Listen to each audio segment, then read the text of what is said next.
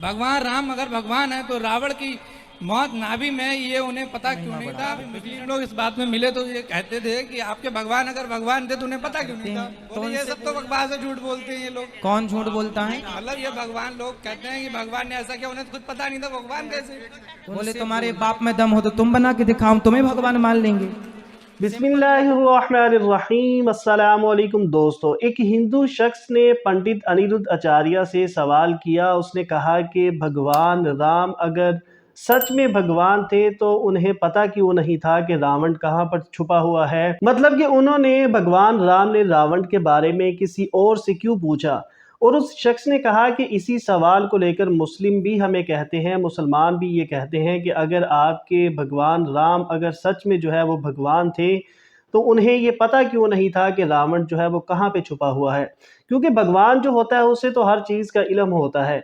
तो दोस्तों ये सवाल था उसका पंडित से। आइए देखते हैं पंडित ने क्या जवाब दिया, उसके बाद डॉक्टर जाकिर नाइक साहब का जवाब भी जानते हैं। वीडियो बहुत इंफॉर्मेटिव है, आइए वीडियो को स्टार्ट करते हैं। भगवान राम अगर भगवान है तो रावण की मौत नाभि में ये उन्हें पता क्यों नहीं था? विभीषण से क्यों पूछा?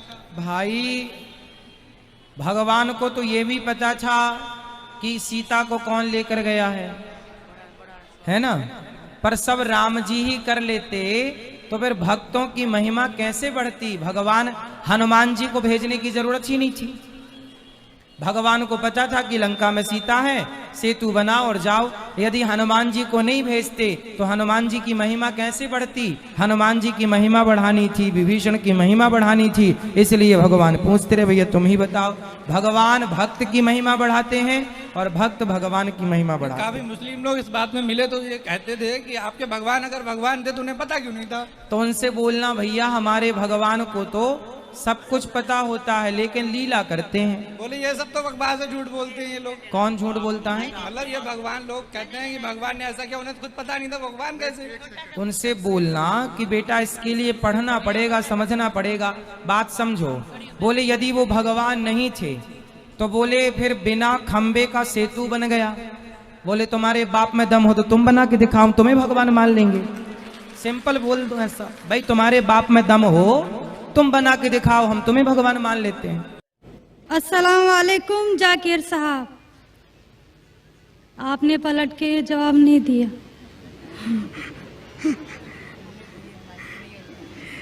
जी मेरा नाम रेणुका है। वालेकुम अस्सलाम वरहमतुल्लाहि वबरकातुहू। जी सर मेरा नाम रेणुका है और मैं एक महाराष्ट्रियन परिवार से हूँ। सर मेरा सवाल ये है, मैंने सबके सामने इस्लाम कबूल नहीं किया है और मैंने पिछले 2 साल पहले से ही नमाज पढ़ना और रोज़े रखना चालू किया, खुद ही अपने मन से ही। तो मैं ये चाहती हूँ कि आप सबके सामने मुझे इस्लाम कबूल करवाएं, ये मेरी आपसे गुजारिश है। और मेरा ये सवाल है कि मैं एक महाराष्ट्रियन परिवार से होने के वजह से जो सभी नॉन मुस्लिम के दिल में होगा जिन्होंने इस्लाम कबूल किया, वो ये है कि मेरे घर पे जो बुत परस्ती हो रही है उसे कैसे रोकूं और उससे कैसे बचूं, और मेरे साथ मेरे माँ बाप को कैसे समझाऊं कि खुदा एक है। बहन माशाल्लाह 2 साल से इस्लाम का मुताला कर रही है जी, और उसे यकीन हो चुका है कि इस्लाम सही मज़हब है और वो इस्लाम कबूल करना चाहती है। बहन मैं आपसे पूछना चाहता हूँ कि कोई शख्स आप पर ज़बरदस्ती कर रहा है इस्लाम कबूल करने के लिए? नहीं। कोई आप पे दबाव है? नहीं। माली दबाव या प्रेशर? नहीं। आप अपने मन से कबूल करना चाहते हैं? जी। आप मानते हैं कि खुदा एक है? जी। आप मानते हैं कि खुदा के अलावा किसी और की इबादत नहीं करना चाहिए? जी। आप मानते हैं कि मोहम्मद सल्लल्लाहु अलैहि वसल्लम इस खुदा के आखिरी पैगंबर है? जी। बेशक। और आप चाहते हैं कि सारे लोग के सामने आप कबूल करें? इंशाअल्लाह मैं अरबी में कहूँगा और आप उसको दोहराइए। जी।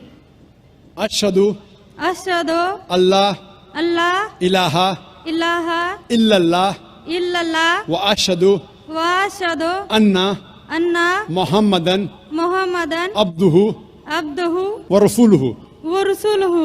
मैं गवाही देती हूँ मैं गवाही देती हूँ कि अल्लाह के अलावा अलावा कोई माबूद नहीं कोई माबूद नहीं और मोहम्मद सल्लल्लाहु अलैहि वसल्लम उसके बंदे और रसूल है। माशाअल्लाह आप मुस्लिम हो चुके।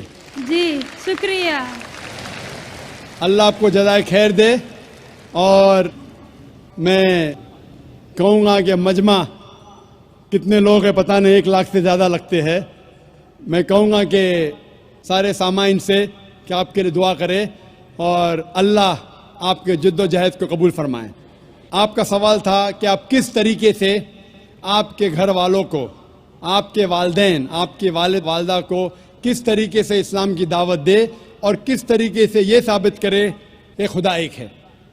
सबसे पहले जिस तरीके से मैं तकरीर किया हूँ, क्योंकि आप एक महाराष्ट्रन ख़ानदान से ताल्लुक़ रखते हैं, ज़ाहिर है कि आप हिंदू ख़ानदान से ताल्लुक़ रखते हैं।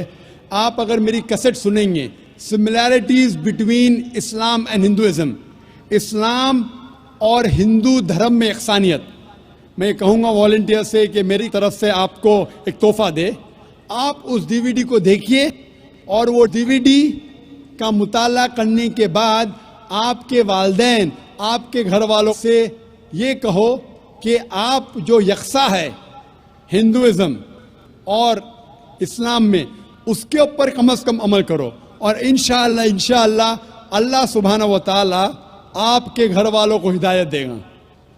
मेरी यह आपसे इल्तिजा है कि आप जब इस्लाम कबूल करती है उसके बाद आपके घर वालों को एहसास दिलाओ कि आप और बेहतर इंसान बन चुकी है।